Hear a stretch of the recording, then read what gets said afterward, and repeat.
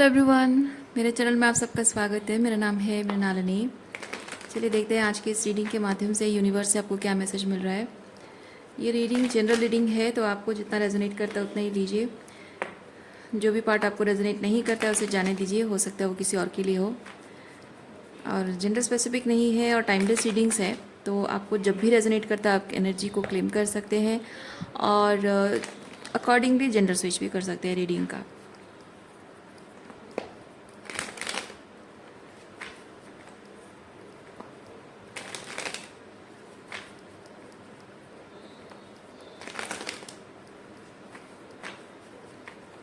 Okay, gratitude के साथ, unconditional love के साथ, सरेंडर के साथ शुरुआत करते हैं आपकी रीडिंग। देखते हैं आपके लिए क्या मैसेज है।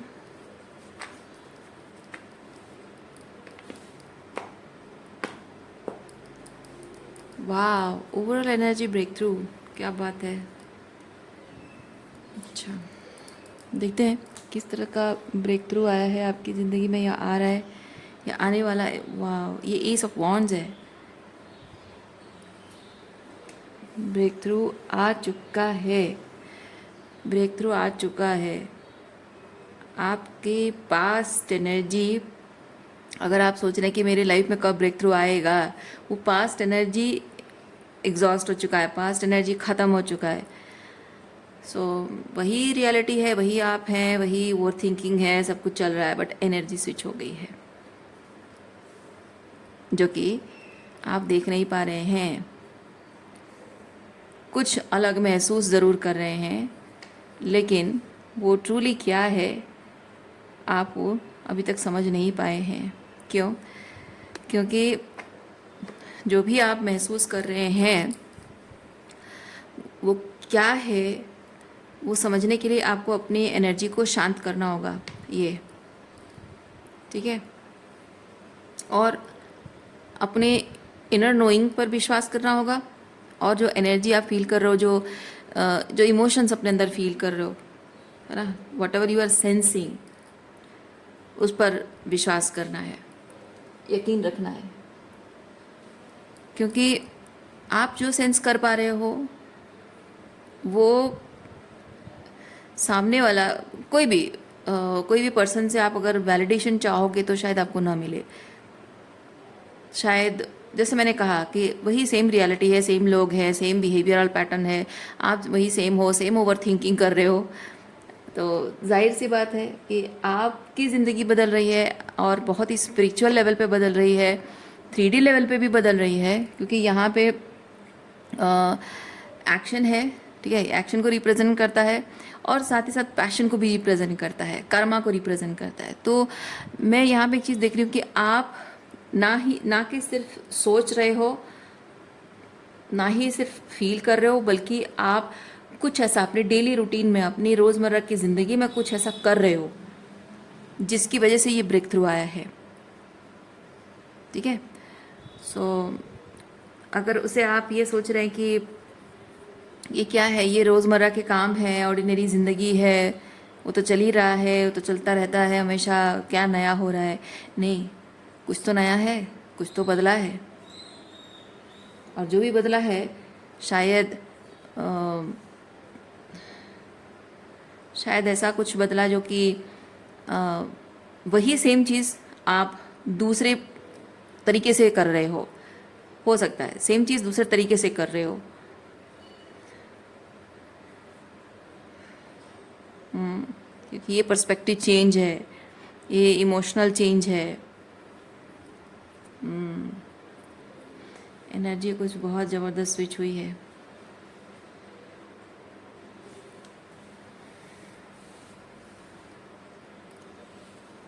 आप बदल रहे हो तो आपको लगता है कि मेरे आसपास भी सब कुछ बदल जाएगा, तभी जाकर मैं बदलाव महसूस करूँगी, बट ऐसा हो नहीं रहा है। आप बदल रहे हो, और जो कुछ भी आपसे रिलेटेड, सिर्फ आपसे रिलेटेड लोगों की बात नहीं हो रही है, आप और आपसे बहुत ही इंटीमेटली रिलेटेड चीज़ें आपकी ज़िंदगी में बदल रही हैं, वहाँ पे हीलिंग आ रही है।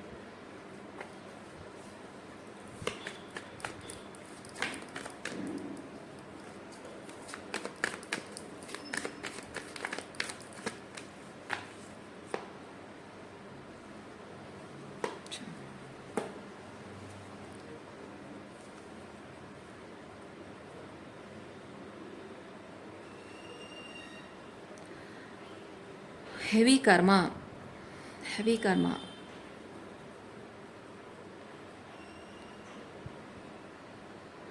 जिन लोगों के साथ आपका रिश्ता है, जुड़े हुए हो, उनके साथ आपका बहुत हैवी कर्मा जुड़ा हुआ है।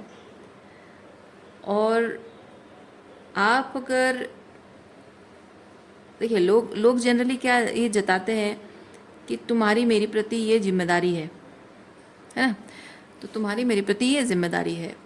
और कहीं ना कहीं वो चाहे बातों में या बिहेवियर में हो, वो बेसिकली लोग जब आपको जताते हैं कि तुम्हारा मेरे ओब्लिगेशन है एंड तुम्हारे मेरे प्रति ये जिम्मेदारी है, तुम्हें मेरे लिए ये त्याग करना होगा, ये सैक्रिफाइसेस करने होंगे, ये सब कुछ सहना होगा, लोग जब ये जताते हैं ना, दैट मीन्स कि कुछ ना कुछ हैवी कर्मा आपका उनसे जुड़ा हुआ है। और उसकी वजह से आपको उनके साथ रिश्ते बनाए रखने के लिए, रिश्तों में पीस बनाए रखने के लिए, उनकी खुशी का ख्याल रखने के लिए, अपने आप को एक अच्छा बेटा या अच्छी बेटी प्रूव करने के लिए कुछ ना कुछ रीज़न आपके पास होते हैं जिसकी वजह से आपको वो करना पड़ रहा है, मजबूरी है। ठीक है, तो वो एक साइकोलॉजिकल कंडीशनिंग है, एक साइकोलॉजिकल कंडीशनिंग।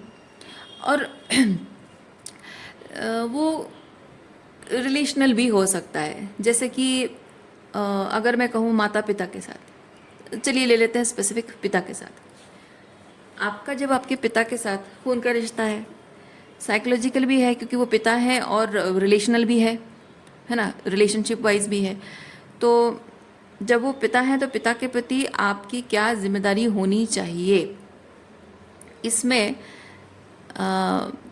ये चीज़ होता है कि जब तक आपको नहीं पता है कि आपके पिता कुछ ऐसे टॉक्सिक कार्मिक एंटेंगलमेंट लेकर आए हैं, तो जाहिर सी बात है शुरुआत में ऐसा होता है कि आप उनके साथ आपका रिलेशनशिप, आप एज ए सन और डॉटर जो भी आपको करना चाहिए उनके लिए वो करते जा रहे हो, उनकी खुशी का ख्याल रख रहे हो, सब कुछ कर रहे हो। सो एक टाइम ऐसा आता है जब आपके सामने उनकी जो ये जो हैवी कर्मा है, मतलब आपकी जो ड्यूटी एंड रिस्पॉन्सिबिलिटी उनके प्रति है, वो आप पर भारी पड़ जाता है। आपकी बाउंड्रीज डिसरेस्पेक्ट होने शुरू हो जाती है ना, आपके लिमिटेशन क्रॉस हो जाती है। मतलब आप जितना कर पाते हो, ये हैवी वर्क है, ये हैवी वर्क, ये ओवर एक्सटेंशन है, ये बर्डनसम है। ठीक है, तो आपकी उनके प्रति जो ड्यूटी है, जो रिश्ता निभा रहे हो, वो बर्डन बन जाता है, आपकी बाउंड्रीज रेस्पेक्ट होती है।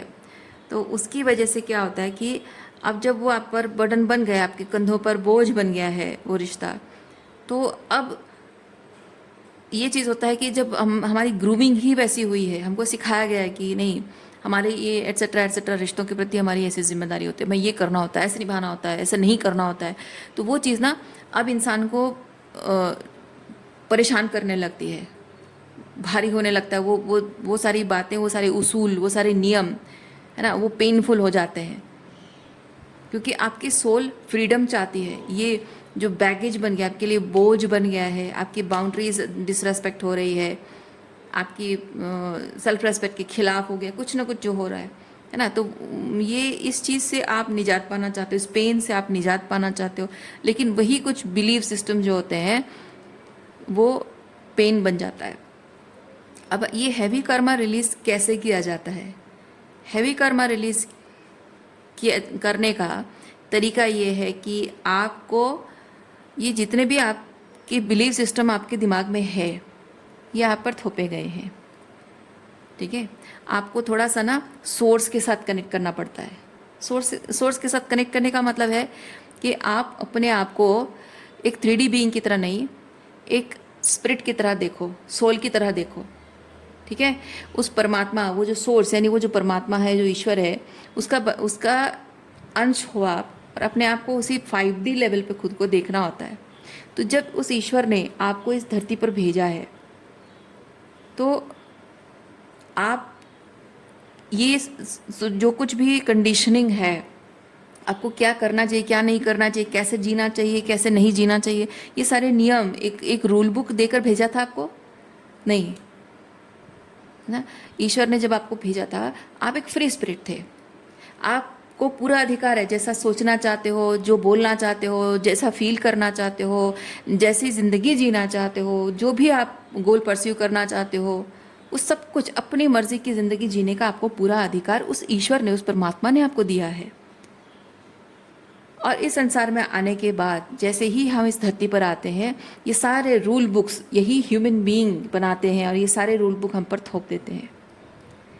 तो जैसे ही कर्मा आपका उनके साथ, लोगों के साथ कार्मिक बैगेज जब बनने लगता है, तो कार्मिक एंटेंगलमेंट, टॉक्सिक एंटेंगलमेंट पता चलता है, तो ये कर्मा रिलीज कैसे करना होता है। आपको अपने आप को 3D बीइंग इन रिलेशनशिप से आइडेंटिफाई करना छोड़ देना होता है। अपने आप को सिर्फ एक स्पिरिचुअल बीइंग, परमात्मा का उस बच्चे की तरह आपको अपने आप को आइडेंटिफाई करना होता है, जिसे किसी रूल बुक के साथ परमात्मा ने नहीं भेजा है। और वो परमात्मा आपके अंतर्मन में है ना, आपके अंतर्मन में जो भी बोल रहा है उसी बात को सच मानकर चलना चाहिए। वही रूल बुक है आपके अंतर्मन में। आपकी परमात्मा, आपका परमात्मा जो आपको बताता है, जो संकेत देता है। आप सोचते हो कि ये शायद मैं, जबकि मैं इस रिलेशनशिप से, इस सिचुएशन से मैं फ्री होना चाहती हूँ और इसलिए मैं ये सब बातें मनगढ़ंत सोच रही हूँ कि मैं ऐसा चाहती हूँ तो मैं ऐसा करूँगी, क्योंकि नियम जो बनाए जाते हैं समाज में, संतुलन बनाए रखने के लिए नियम बनाए जाते हैं और समाज के लोग ही बनाते हैं। लेकिन ये समाज के नियम, दक्यानुसी सोच, ये चीज़ें जब एक इंसान की आत्मा पर बोझ बनने लगता है तो वो नियम तोड़ देने चाहिए। और समाज में ये सारे जो नियम है ना, ये बहुत डीपली रूटेड है। इसीलिए हमको लगता है कि हम इन सब के खिलाफ खड़े हैं, रिबेलियस हो रहे हैं, तो हम गलत हैं, ऐसा हमको लगता है। लेकिन ये किसी न किसी को तो शुरुआत करनी होगी, छोटे आकार में ही सही, शुरुआत तो किसी न किसी को करनी होगी। अब चाहे आप बहुत बड़े आकार में रिवोल्यूशन ना ला पाओ, एटलीस्ट अपने घर में, घर की 4 दीवारी में तो ला सकते हो, अपनी खुद की ज़िंदगी में तो ला सकते हो, और वो तो आपका हक है ना। इसलिए जो भी नियम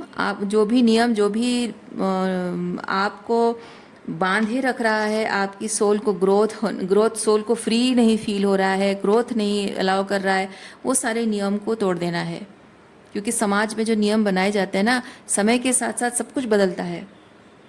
कहाँ आप लैंड फ़ोन था, वायर वाला फ़ोन, फिर वायरलेस फ़ोन आया, फिर कहाँ मोबाइल फ़ोन आ गया, बहुत टाइम पहले तो वो भी नहीं था, है ना। तो कितना कुछ चीज़ें बदल रहा है। तो जब चीज़ें बदल रही हैं उसके हिसाब से हम भी अपनी सहूलियत हो रही है, हमारी ईजी हो रहा है सब कुछ करना, तो हम भी अपने आप को बदल रहे हैं, अपनी दिनचर्या बदल रहे हैं, अपना लाइफस्टाइल, अपने क्या बोलते हैं, अपनी आदतें बदल रहे हैं। तो माइंडसेट क्यों नहीं, माइंडसेट क्यों ना बदला जाए। वही सेम चीज़ें रिपीटेडली क्यों किया जा रहा है, जबकि समाज में या घरों में या घर परिवार में बच्चों के लिए, या फिर एक स्पेसिफिक एक औरत के लिए या पुरुषों के लिए, जो भी हो, जो नियम जो उनको लगाम कसने के लिए बनाए गए हैं, डिसिप्लिन करने के लिए होना चाहिए, लगाम कसने के लिए नहीं होना चाहिए। पर वो चीज़ें जब डिसिप्लिन करने के लिए, जब तक डिसिप्लिन हो रहा था, सब सही चल रहा था, तब तक ठीक है। लेकिन अब जब वो चीज़ आपकी लगाम कस रही है, आपको वो टाइट कसना, तो वो तकलीफ़, वो पेन होता है, क्योंकि उसमें आपकी सोल ग्रोथ हो नहीं पा रही है। तो वो सब चीज़ों को ब्रेक करना होगा। और वही चीज़ यहाँ आपको करने के लिए यूनिवर्स बार बार साइन दे रहा है। लेकिन आप वही चीज़ों में उलझे हुए हैं कि ये सारे नियम जो बनाए गए, इनके खिलाफ अगर मैं खड़ी हो जाऊं तो सारी दुनिया में के सब लोग मानते हैं मैं अकेली इस चीज़ के खिलाफ हूँ, तो मेरे साथ खड़ा कौन रहेगा, मेरा सपोर्ट कौन करेगा, मैं अकेली हो जाऊंगी, कोई मेरा साथ देने वाला नहीं होगा, and ultimately I will have to give up. ना, ये सोचकर आप कदम आगे बढ़ाने से अपने आप को रोक रहे हो।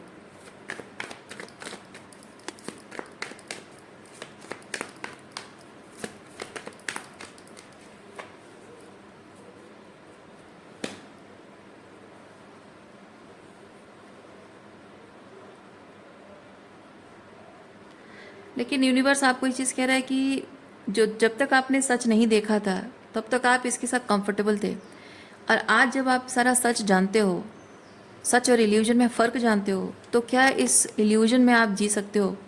सच को नकार कर जी सकते हो? आंसर जाहिर सी बात है, नहीं।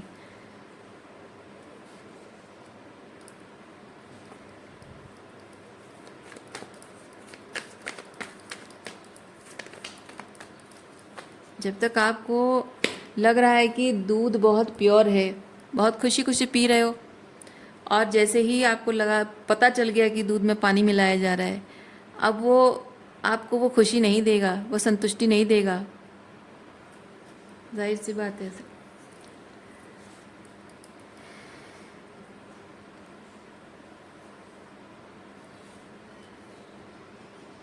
सक्सेस।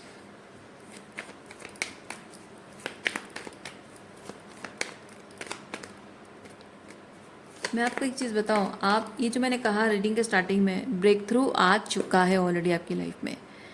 आप कुछ ऐसा कर रहे हो, क्योंकि आप भले ही अभी निर्णय नहीं ले रहे हो, आप अभी भी कोई कुछ भी ऐसा, मतलब जैसे कोई ऐसा एक्शन नहीं ले रहे हो जिसमें आपको यू विल बी सीन। ऐसा एक्शन जो कि लोग, आपके आसपास के लोग, आपके घर वाले, आपके रिश्तेदार, आपके दोस्त, सब लोग देखेंगे कि आपने कुछ ऐसा निर्णय लिया, कोई एक एक्शन लिया। वो दिखने वाला एक्शन कुछ अभी तक हुआ नहीं है, बट कुछ ना कुछ, जैसे मैंने कहा कि आप ऑलरेडी एक्शन ले चुके हो। कैसा एक्शन है? ये आपके अंदर है, ये फायरी एनर्जी है, वो आग लग चुकी है। ठीक है, आपके अंदर वो आग लग चुकी है, बस उसको मशाल बनाकर सबके सामने प्रेजेंट करना बाकी है, और वो करने से आपको डर लग रहा है। लोग क्या कहेंगे, लोग मेरे बारे में बातें करेंगे, लोग मुझे रोकने की कोशिश करेंगे, शायद लोग जीत भी जाएंगे, क्योंकि इंसान जब अकेला होता है ना, और दुनिया भर के सब लोग एक साथ होते हैं, एक साथ मतलब एक साथ खड़े, लिटरली खड़े ना हो, लेकिन एक साथ मतलब होता है कि सब लोग एक बिलीफ सिस्टम को सपोर्ट कर रहे हो, और आप एकदम कॉन्ट्राडिक्टरी चीज़ को सपोर्ट कर रहे हो, तो वो लोग भले ही एक दूसरे के साथ नहीं है, पर वो दिखता है, वैसे साथ वाला एनर्जी फील होता है। तो आपको वही चीज़ लग रहा है, और इसलिए आपको लगता है कि अल्टीमेटली आवाज़ बुलंद उनकी होगी, है ना? आपको ये लग रहा है कि आवाज़ बुलंद उनकी होगी और मेरी आवाज़ सुनी ही नहीं जाएगी, सुनाई ही नहीं देगी, तो मैं अननेसेसरी क्यों अपना मतलब अपने आप को एक्सपोज करूं। ऐसा आप सोचते हो। लेकिन मैं आपको एक चीज़ बताऊं, ये जो भी काम आप कर रहे हो, ये जो रिवोल्यूशनरी थॉट, रिवोल्यूशनरी फायर जो आपके अंदर जाग उठा है ना, वो सच, न्याय, है ना, सच और न्याय का है, न्याय की मशाल है वो जो एक डिवाइन लव है, डिवाइन ट्रुथ है, डिवाइन जस्टिस है। आप देखो दुनिया भर में लोग कहने को कहते हैं, लेकिन कितने लोग हैं जो मानते हैं कि ईश्वर, जब आप हमेशा ईश्वर का साथ देते हो, ईश्वर के पथ पर चलते हो, तो जीत सुनिश्चित है। आप जब डेविल एनर्जी के साथ चलते हो, तो आप चाहे कितना भी पैसा कमा लो, कितने भी पावरफुल हो जाओ, लेकिन अल्टीमेटली हार होगी, और बहुत बुरी हार होती है। मुंह की खाता है वो इंसान। कहने को कहते हैं, लेकिन कितने लोग मानते हैं? फॉलो तो सब लोग डेविल को ही करते हैं। आज आप उस जगह पर खड़े हैं जहां आप परमात्मा को फॉलो कर रहे हैं, और ये सब लोग डेविल एनर्जी को फॉलो कर रहे हैं। तो ये बातें आज आप यकीन क्यों नहीं कर पा रहे हो कि जब आप ईश्वर के साथ खड़े हो, ईश्वर के एक रिप्रेजेंटेटिव बनकर खड़े हो, वो कॉन्फिडेंस आपके अंदर क्यों नहीं है कि मैं सच और न्याय और धर्म के साथ खड़ा हूँ, तो जीत मेरी ही होगी, क्योंकि ईश्वर मुझे जिताएगा, मेरे पीछे मेरा ईश्वर खड़ा है। मैं कोई गलत काम नहीं कर रहा हूँ जो मैं मुंह की खाऊंगा और गिर जाऊंगा, है ना? बड़े बड़े योद्धा, बड़े बड़े सूरवीर, और पूरी नारायणी सेना, सब खड़े थे एक साथ, लेकिन यहाँ सिर्फ श्री कृष्ण खड़े थे। उतना क्या काफ़ी नहीं था? बस, और क्या? इतना कॉन्फिडेंस आपके अंदर आना बहुत ज़रूरी है कि आपके साथ आपका परमात्मा खड़ा है। भले ही सारी दुनिया भर के सब लोग आपके साथ, आपके अगेंस्ट खड़े हों, परवाह नहीं, क्योंकि जीत हमेशा सच की, न्याय की और धर्म की होती है। आपके साथ जो हो रहा है, अधर्म हो रहा है, गलत हो रहा है, अन्याय हो रहा है, उसके खिलाफ खड़ा होना आपका अधिकार है, आपका कर्तव्य भी है। ठीक है? आपका अपने लिए अधिकार है और दूसरों के प्रति, समाज के प्रति आपका कर्तव्य है। इसलिए बिना डरे, बिना घबराए, बिना भावुक हुए, बिना सेल्फ डाउट किए, ये स्टोइक एनर्जी है। This is very stoic energy. ठीक है? इस तरह की एनर्जी में आना है एंड ये ट्रांसफॉर्मेशन के लिए विलफुली, पावरफुली, कॉन्फिडेंटली काम करना है। ओके, सो रीडिंग मैं यहीं पे रखती हूँ। उम्मीद करती हूँ इस रीडिंग से आपको कुछ क्लैरिटी मिली हो। मैं आपको नेक्स्ट रीडिंग में मिलती हूँ। अपना ख्याल रखिए, खुश रहिए, बाय।